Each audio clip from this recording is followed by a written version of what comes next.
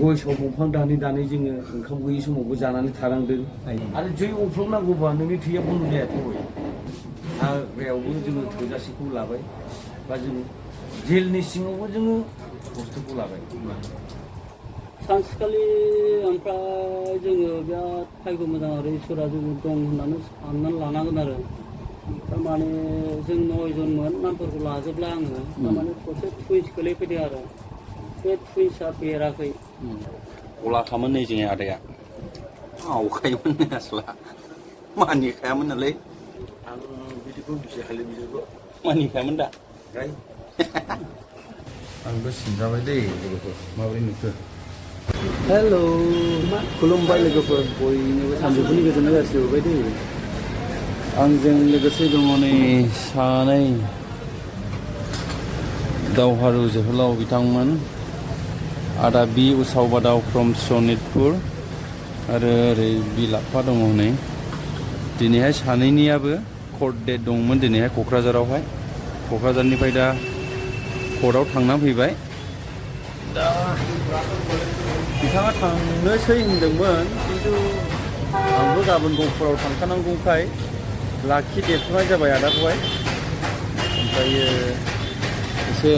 जोंनि चिरां डिस्ट्रिक्टनि सापागुरि बङाइगाव आरो एसे आंनि गामिखौ देखायहैनो थाखाय आदाखौ लाखिथ'नाय जादों स्पेक बायदों बिथांमोना नोंबो बायदो आदा आं बायना हरगोन ना फसायोला लादो दे माखौ लायो आदाया दा बिराद अबस्था गाज्रियाव दङ बिथांनि न'आबो गैया थानो थाखायनो न'आनो गैयाना आदा दाबो गैया आं दा औवा दानहोदों औवा दानहैगोन औवा दानहोगासिनो दं न' लुनो आरो आंनो गावनो दानगासिनो औ दा उफाय गैया मा खालामनो औ न'आथ' गैखायानोसै औ दा दै जाखिनियाव हा दंमोन औ दैयानो जाजोबलांबाय दै दंमोन ना खाथियाव बोनस्रि दै बेलस्रि दै सुङा दै आच्छा बे मोननैनि गेजेराव माने नाव सायाव माने रायजो जानो गोसो जानानै जाजोबलांबाय जाजोब्बाय गैलामोन जोंनाव बुंनो थाङोबा सिगां बिदा फंबाय साथामनि सिट मोनथाम दङमोन बोराय बुरैनि सिट मोनसे बिदिनो थोजासे दङमोन दा खिन्थु बेफोरो गैला गासिबो दैया जाजोबलांबाय माबायदि टाइपनि न' लुगोन आदा दायो ना ओरैनो सिम्पोल माने जायखिजाया औवा एसे बायबाय खुन्थिया औवाखौ गायबाय बा आङो सिमेन्ट मोननो दाम खमनि बान मोननै मोनथामसो बायनानै खानानै थाथ'नोसै उफाय जायोब्ला माबा मोनसे जागोन बे उनफोरावहाय जागोन दा थाथ'नो थाखाय आरो थाथ'नो थाखाय बेखौथ' खालामनांगोन नालाय नंगौ नंगौ थानो हाया गाज्रि सोनानै थायोबाबो गाज्रि न'आवहाय सोर सोर दंमोनलाय आदा नोंना आंना न'आव फिसाला सासे दं आरो बिफा सासे दं फंबाय सासे दं सनितपुर डिस्ट्रिक्ट मा जायगायाव नोंनालाय न'आलाय आंनिया 3 नं सनापुर गार'बो एकदम जोबथा हैथारबाय नामा एकदम जोबथा अरुणाचल बर्डाराव जायो एकदम अरुणाचल बर्डार बायदि जोबथा ओइ स्पिक दे दा दादा खार'ने माबायदिखौ लायो लादो आदा बिराद दुखु नांथाव आदानि न'खरा दा जेलनिफ्राय गनानै फैबाय बिथाङा बेलावहाय थाथ'नो थाखाय न'आनो गैया बिफा सासे फिसाला सासे दङ दायो साथामजों ज' थासिगोन दायो आफादत्त थाथ'नो थाखाय दा औवानि न' लुगोननो बिथाङा औवा दानहोगासिनो दं होनना मिथिनो मोन्दों माबायदिखौ हामजायो आदा नै बेबायदिखौसो हामजायो नोंना दे नायनानै लादो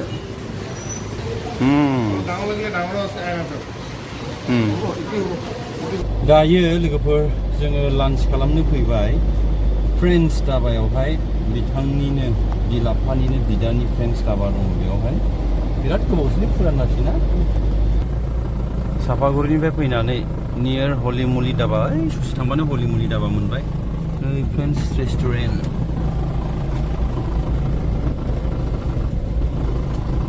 सिगांहाय बेयावल' हाबनाय जायोमोन बारजों जिजोबबायनोलै थांनाय हरावहाय बेखौ थिंसो होनांगौ एक्सुवेलि थिं गरम जायो नैबे बुस्थुआ जायगाखौनो सोलायखासिगोन आच्छा आच्छा आच्छा आच्छा आच्छा आदानिफ्राय माखासे खोथाफोर एसे जों खोनासंनि दै गोबां नङाब्लाबो आरो अनेक टाइम दं नङा होमबा बेफोरखौ जों सावरायनो एबा मोनथिना लानो थाखाय आदा बबे बबे हाग्रायाव गिदिंबोनांखो नोंसोरो बै समावहाय? आं नोंसोरनि बे जिथुनाखि बरपेटा रडनिफ्राय लानानै औ। संकस दैनि माबा मा होनो बोरसि दै औ बोरसि दै टु संकस दै खरसिम आं बेरायबाय। बेरायनांबाय ना? आदसा थाबायै थाबायै थाबायै थाबायै थाबायै थाबायै गोजौ गोजौ भुटाननि जिनिखि जेसेबां गोजौ हाजो जोङो थाबायजोब्बाय। बे समावहाय जेबो गोबांबो मानसि गैलामोन। जोङो साबा सयजनसोल' दङमोन। बे गासैबो माबा जाजोब्बायमोन, हायाव फैजोब्बायमोन ना माथो? गासिबो माने जों बे समाव हाग्रायाव थाखोमानानै थानायसो। औ हाग्रायाव थाखोमानानै थानायसो नालाय। दा बै अपारेसननि सोमोन्दै औ। बे समावहाय दा बेयावहाय माने जोङो हाग्रायाव थाखोमानानै थानायसो। दैज्लांफोराव माबायदि खस्थ' जायोमोन आदा? जोङो दैज्लाङावबो बा गोजां बोथोरावबो जोंनो ब्लेंकेट नाङा। आदसा जुदि प्लास्टिकआ नोंनि 6 मिटार 7 मिटारबा नोंनि बेनो जोमनायाबो जायो, नोंनि बनायाबो जायो। आदसा जि नांलाया। खालि बुस्थुआ माने बारल' हाबनो मोननाङा नालाय। आदसा हाजार गोबाजोंबाबो नों थानो हागोन। दैज्लाङाव जे इसिबां अखा हानायाव बेयाव लेवारफोर फैयो, बेफोरनि माबाया लेवारखौथ' मा बुंनो, लेवाराथ' बबे हादोराव गैया। बिराद अरजायोमोन खिन्थु। अरजायो, थै लोंफुं जायो। बेसेबांबा गिदिर गिदिर आसि फिसाजों समान गाहामसिन लेवार दङ। गय साव दंफां दानै दानै जोङो ओंखाम गैयि समावबो जानानै थानांदों। आरो दिंखिया दंफां जोङो बोसोर बोसोर जानानै थानांदों। बिनिफ्राय जों थालिर जि जायगायाव दै गैया, थालिर दंफांफोरखौ दाननानै सिंनि गोरलैखौ हाबनानै जोङो जानांदों।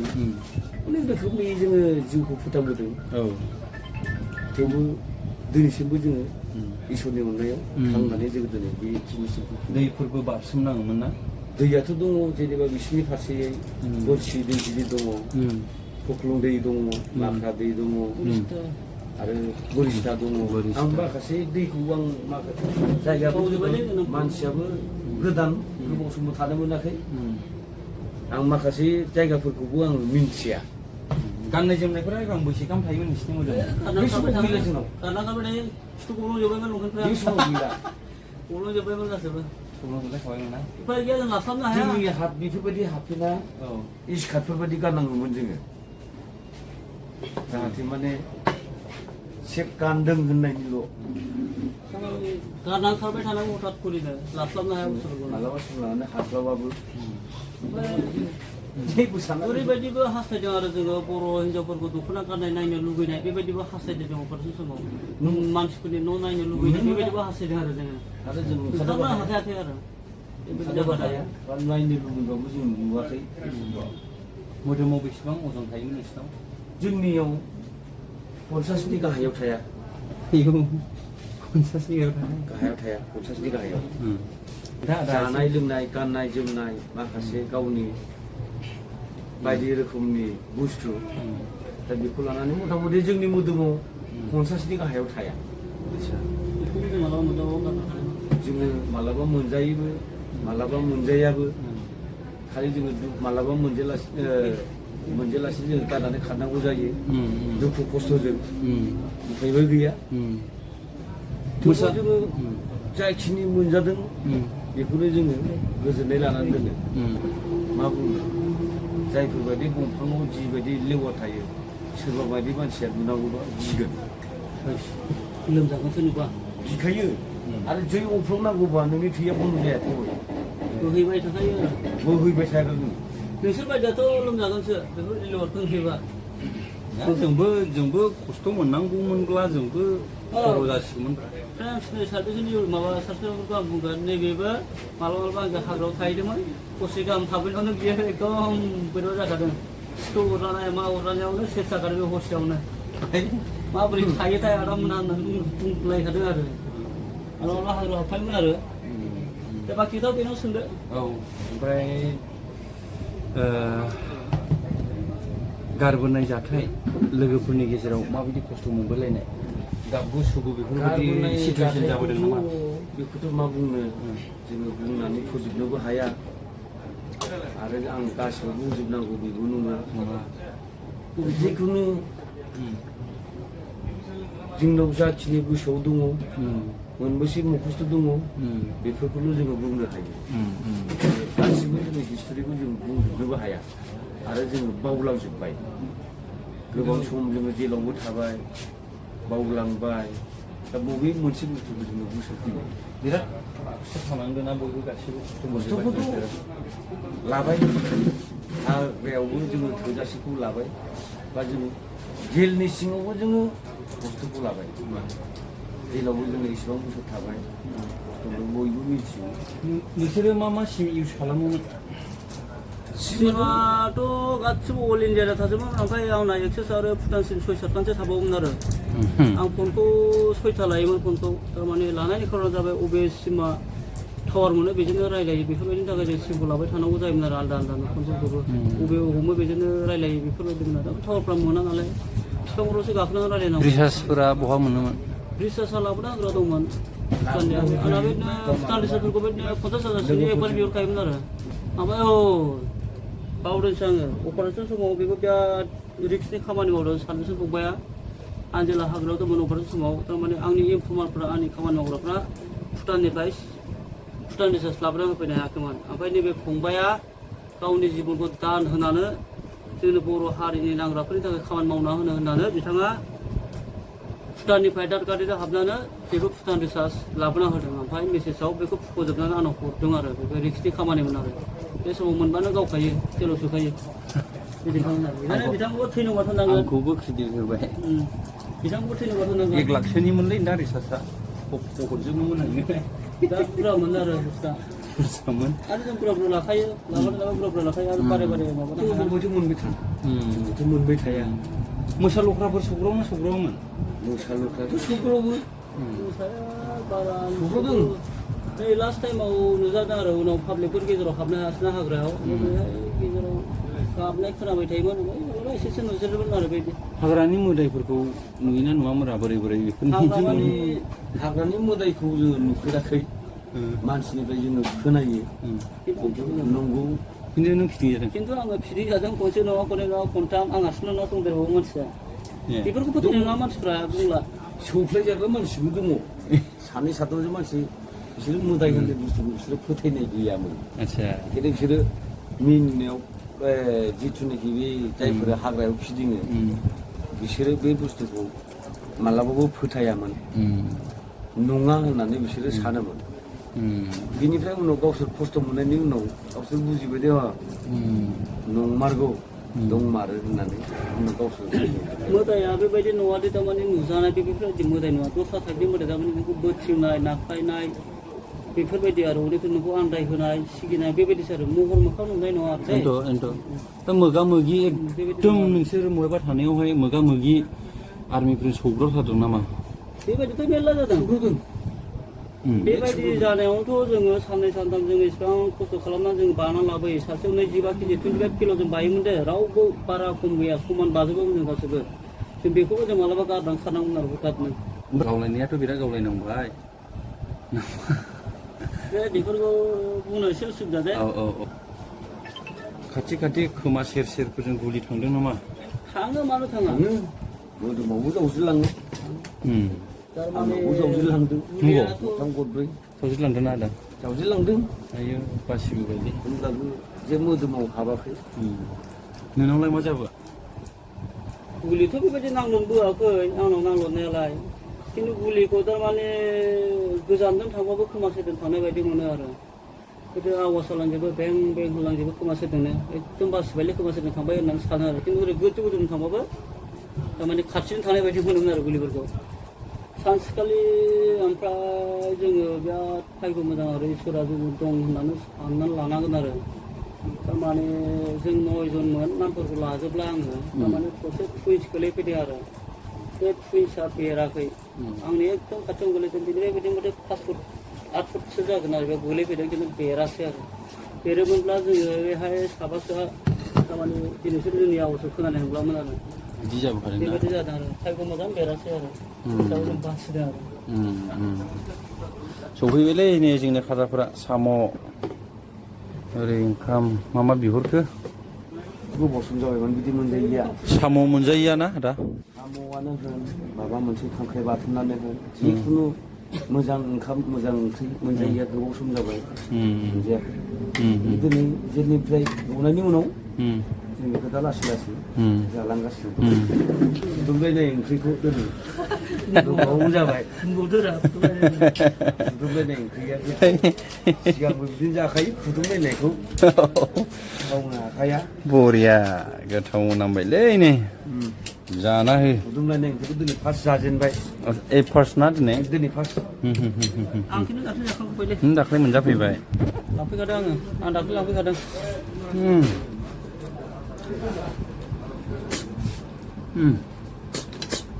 थिगानो मारा हा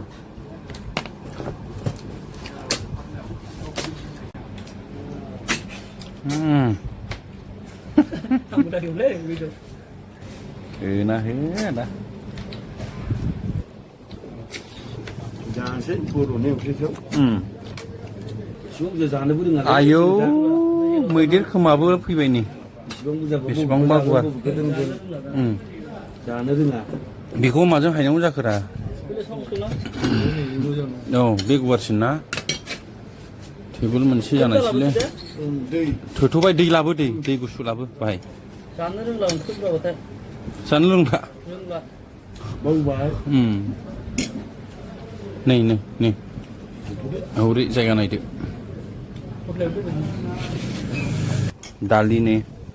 दालिया बिदि आमथा आमथाबा मोजां जायो जानो आं दालि आलुखौ 5 बोसोरसो लाथ'लालै जाथ'ला जेलाव ना आमायबोबाय जेलावबो जाबाय बाहेरायावबो जाबाय बे बुस्थुखौ नांलालै आंनो दै लोंनाया बोरैबा एम्फौसो मोनामबायलै एम्फौ दंमोन दां ग्लास सिङावहाय हा जेबो साननाङा बोरैबा मोनामबाय थाबाय आदा जेबो जाया हा नैलायबो एम्फौ हाबनानै दङमोन दां ओमफ्राय दैया लुनानैल' लोंबायना आङो लोंनाय लोगो लोगो बोरैबा मोनामबाय ओमफ्राय जै जालालै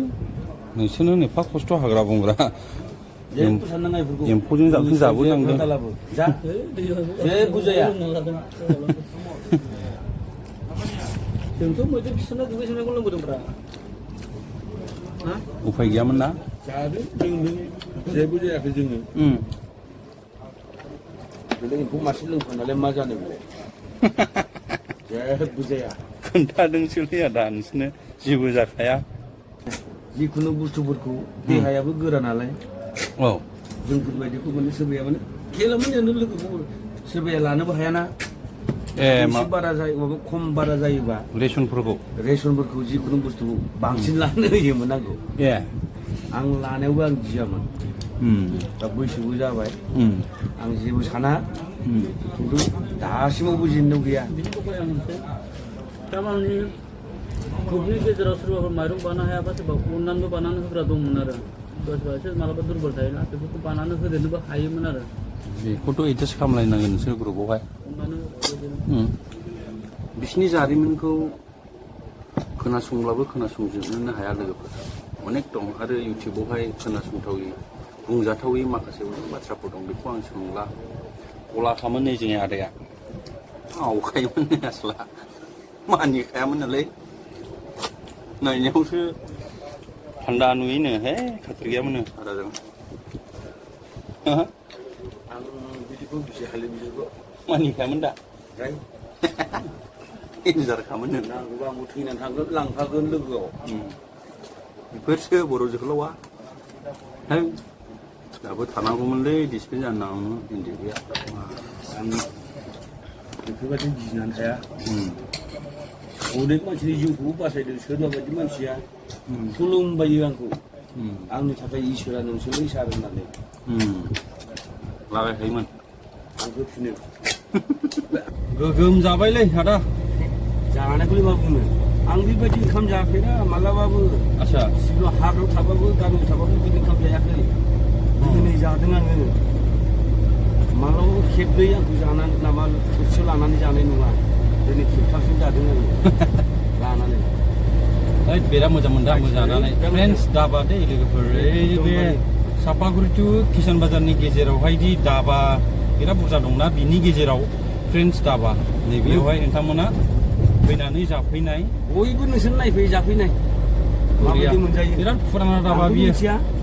खिन्थु आं दिनै जानानै मिथिबाय आरो दा लकेसना चेन्ज जासिगोननो बे फ्रेन्स धाबाया खय मासनि उनाव होनदोंमोनलाय मास मोननै उनाव लकेसना चेन्ज जासिगोन माने एग्रिमेन्टआ जोबसिगोन आरो मोजां नुबाय रा है थख्ला हला साबसिन जागौमोनलै नोंदां आदा आंबो सिनजाबाय दै लोगोफोर माबोरै नुखो जानाय खालाम गारबावनांगौ ना बिदिनो दोननांगौ हा थिगासे दा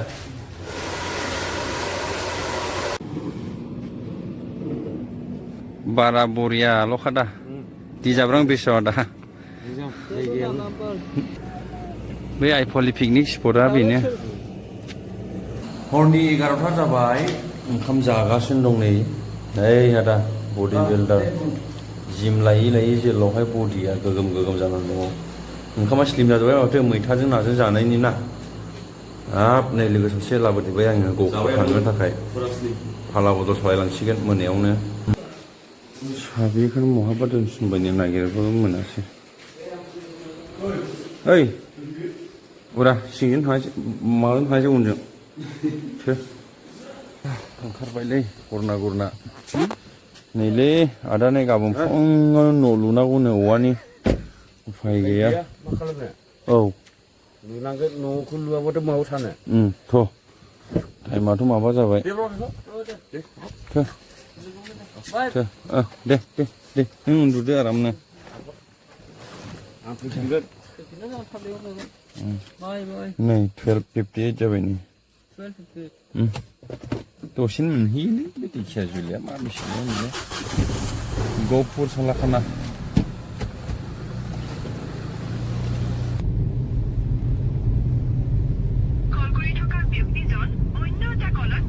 फनखौनो धनफाम बुबाय आं खनथाम खनब्रै सिखोआ गोसोनाय दंसैलै दा मेहेरने नै थानो हानायलै ओइ सालदे गोसोनाय दंसै ना बारा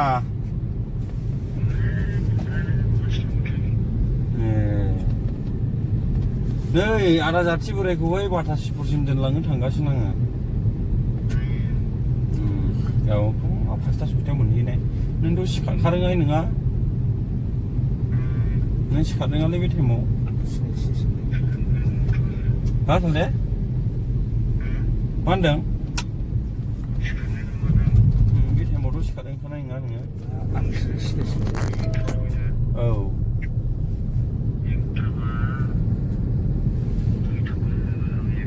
जों 5:30 6तायाव मोनहैगोन ब्रा औ 5:30 6तायाव जों मोनहैगोन नों 8ता 9तायावसो नांलै दे सालदे उसुंगुदियावनो खानदां ने नोंनिया रेलवे स्टेसना दे अजालै दे गारि फिसाजों आंजों गारि फिसाजोंहाय बिजन दं आं दं आदा जाथि बोराय दं नोंथ' सिनाया बेखौहाय ए सिनायोना औ दे सालदे फन बुनायगोन आं दे ओमफ्राय गोसोनाय दंमोन नोंनो गोसोनाय दंसिनो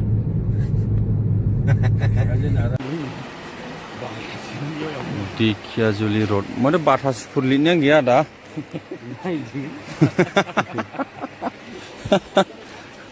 बाटासिपुर लिरनायानो गैया माथो